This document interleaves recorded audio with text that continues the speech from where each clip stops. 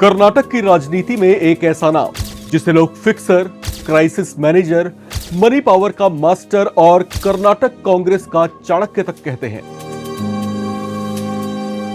वो नाम जिसने जेल भी देखी, ईडी सीबीआई के छापे भी झेले, लेकिन हर बार और ज्यादा ताकतवर होकर बाहर निकला और अब आखिरकार वही नेता कर्नाटक की सत्ता की सबसे बड़ी कुर्सी तक पहुंच चुका है। जी हां, हम बात कर रहे हैं डीके शिवकुमार की।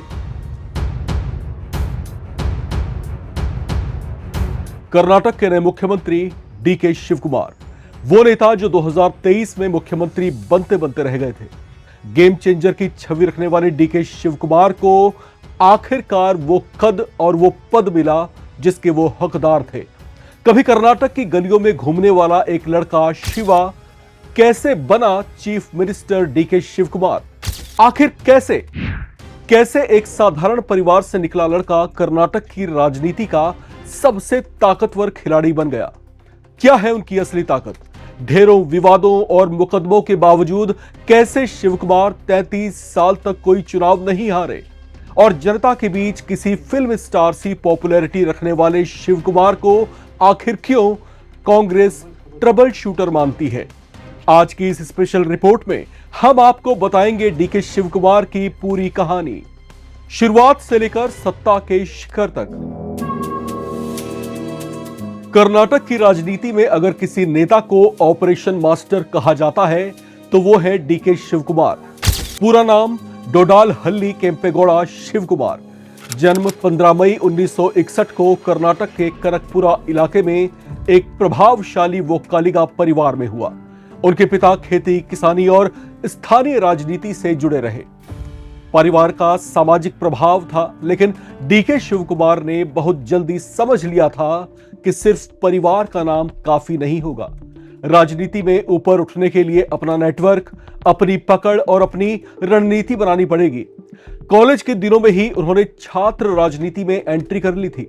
कहा जाता है कि युवा उम्र से ही उनमें संगठन खड़ा करने और लोगों को अपने साथ जोड़ने की अद्भुत क्षमता थी। यही वजह रही कि कांग्रेस पार्टी की नजर बहुत जल्द उन पर पड़ी।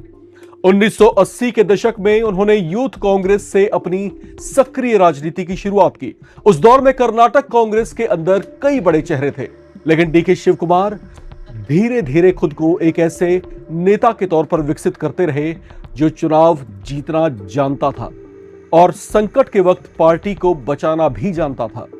1990 में वो पहली बार विधायक बने और उसके बाद उन्होंने पीछे मुड़कर कभी नहीं देखा। कनकपुरा सीट उनके लिए ऐसा किला बन गई जहां विपक्षी बार बार आते गए और हारते चले गए।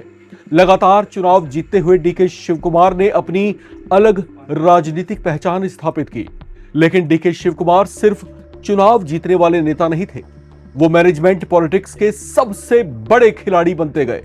कांग्रेस पार्टी जब जब संकट में फंसी, डीके शिवकुमार संकट मोचक बनकर सामने आए। 2002 में महाराष्ट्र से लेकर बाद में गुजरात और कर्नाटक तक जब कांग्रेस के विधायकों को टूटने से बचाने की जरूरत पड़ी, तब डीके शिवकुमार ने रिजॉर्ट पॉलिटिक्स और विधायकों की सुरक्षा का पूरा ऑपरेशन संभाला। 2017 में गुजरात राज्यसभा चुनाव के दौरान तो वो राष्ट्रीय स्तर पर चर्चाओं में आए थे। तब कांग्रेस ने अपने गुजरात विधायकों को बीजेपी से बचाने के लिए बेंगलुरु के रिजॉर्ट में शिफ्ट किया था। उस पूरे ऑपरेशन को डीके शिवकुमार ने संभाला। बीजेपी ने उन पर हॉर्स ट्रेडिंग तक के आरोप लगाए, लेकिन कांग्रेस ने उन्हें अपना ट्रबल शूटर और संकट मोचक बताया। यहीं से डीके शिवकुमार की छवि सिर्फ कर्नाटक तक सीमित नहीं रही, वो कांग्रेस हाई कमान के भरोसेमंद नेता बन गए। लेकिन जितनी तेजी से उनकी ताकत बढ़ रही थी, उतने ही बड़े विवाद भी उनके साथ जुड़ते चले गए। 2017 में उनके ठिकानों पर इनकम टैक्स के बड़े छापे पड़े। करोड़ों रुपए की संपत्ति और कैश को लेकर सवाल उठे। फिर ईडी की एंट्री भी हुई।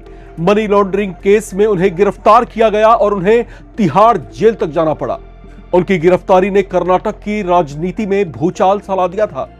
कांग्रेस ने इसे राजनीतिक बदले की कार्रवाई बताया। 23 अक्टूबर 2019 की तारीख देश भर की सुर्खियां बनी, जब खुद सोनिया गांधी दिल्ली की तिहाड़ जेल जाकर डीके शिव कुमार से मिली। खुद सोनिया गांधी का जेल पहुंचकर शिव कुमार से मिलना कोई सामान्य घटना नहीं थी। इसी बात से आप अंदाजा लगा सकते हैं कि डीके शिव कुमार पार्टी आला कमान की नजरों में क्या हैसियत रखते हैं। उसी वक्त ये चर्चाएं भी सुनी गई थीं कि एक ना एक दिन शिव कुमार कर्नाटक के मुख्यमंत्री बनकर रहेंगे। इसके बाद वे जब जेल से बाहर आए तब उनका स्वागत किसी फिल्मी हीरो की तरह हुआ।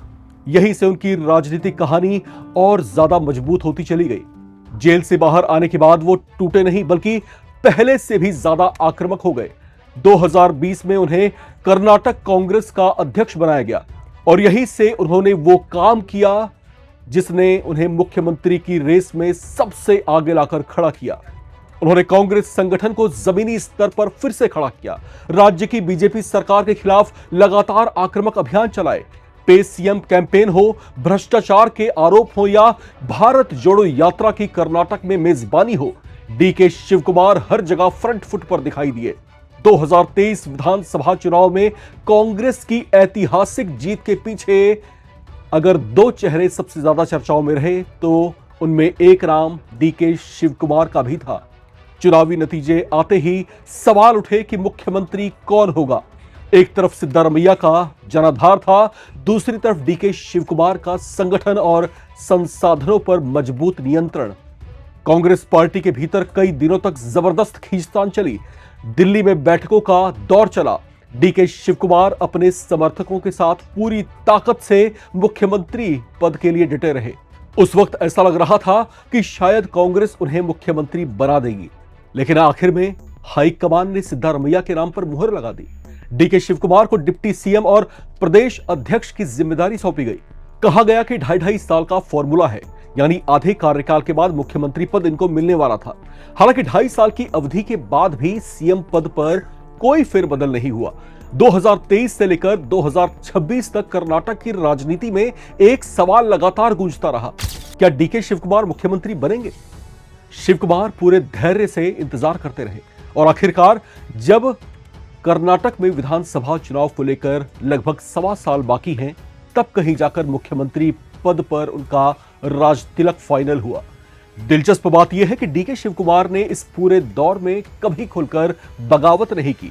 वो बार बार कहते रहे कि समय और मुहूर्त जवाब देगा। उनकी यही राजनीतिक शैली उन्हें बाकी नेताओं से अलग बनाती है। वो सीधे टकराव से बचते हैं, लेकिन पर्दे के पीछे अपनी रणनीति लगातार चलाते रहते हैं। अब बात उनके परिवार की। डीके शिव कुमार के भाई डीके सुरेश भी बड़े नेता रहे हैं और लोकसभा सांसद भी रह चुके हैं। पूरे ओल्ड मैसूर रीजन में उनका परिवार मजबूत राजनीतिक प्रभाव रखता है। उनकी पत्नी उषा शिव कुमार बिजनेस और सामाजिक गतिविधियों से जुड़ी हुई है। उनकी बेटी ऐश्वर्या शिव कुमार की शादी भी काफी चर्चाओं में रही थी, जिसमें देश भर से कई बड़ी हस्तियां शामिल हुई थी। डीके शिव कुमार को धार्मिक और आध्यात्मिक छवि वाला नेता माना जाता है। वो अक्सर मंदिरों में पूजा करते दिखाई दिए हैं और कहते हैं कि प्रयास असफल हो सकते हैं, प्रार्थना नहीं। लेकिन दूसरी तरफ उनके आलोचक उन्हें कर्नाटक की राजनीति का सबसे विवादित और ताकतवर पावर सेंटर बताते हैं। उन पर भ्रष्टाचार, धनबल और सत्ता के दुरुपयोग जैसे आरोप भी लगते रहे। बीजेपी और जेडीएस लगातार उन पर हमला करती रही। सोशल मीडिया पर भी डीके शिव कुमार को लेकर जबरदस्त बहस छिड़ी रहती है। कुछ लोग उन्हें कांग्रेस का सबसे मेहनती और जुझारू नेता बताते हैं, जबकि कुछ उन्हें आक्रामक सत्ता राजनीति का प्रतीक मानते हैं। लेकिन इन सबके बीच एक बात तय है, डीके शिव कुमार ने अपनी राजनीति सिर्फ भाषणों से नहीं बनाई। उन्होंने संगठन, नेटवर्क, संसाधन और राजनीतिक मैनेजमेंट के दम पर खुद को मुकाम तक पहुंचाया है, जहां अब वो कर्नाटक के मुख्यमंत्री की प्रोफाइल तक पहुंचे हैं। लेकिन जैसे संघर्ष करना शिव कुमार की किस्मत की लकीरों में लिखा हुआ है। उन्हें मुख्यमंत्री का पद ऐसे वक्त में मिला जब समय दोबारा से चुनावी तैयारियों का है। राज्य में मुख्यमंत्री रहे सिद्धारमैया के नेतृत्व में जो भी कुछ हुआ, उसका जो भी प्रभाव जनता के दिलो दिमाग पर पड़ा है, उसे शिव कुमार को संभालना होगा। डीके शिव कुमार पर राज्य में प्रो इनकम्बेंसी बनाने का दारोमदार भी होगा, यानी उन्हें एक बार फिर से साबित कर दिखाना होगा कि उनकी सक्रियता ही राज्य में कांग्रेस की जीत की चाबी है। ये वो चुनौतियां होंगी जिन पर राज्य स्तर पर उन्हें काम करना होगा। दूसरी लेकिन सबसे बड़ी चुनौती उनके लिए पार्टी के भीतर की है, जहां उनके मुख्यमंत्री बनते ही कांग्रेस के अंदर की खींचतान और संगठन स्तर का बिखराव उनकी मुश्किलों को बढ़ा सकता है।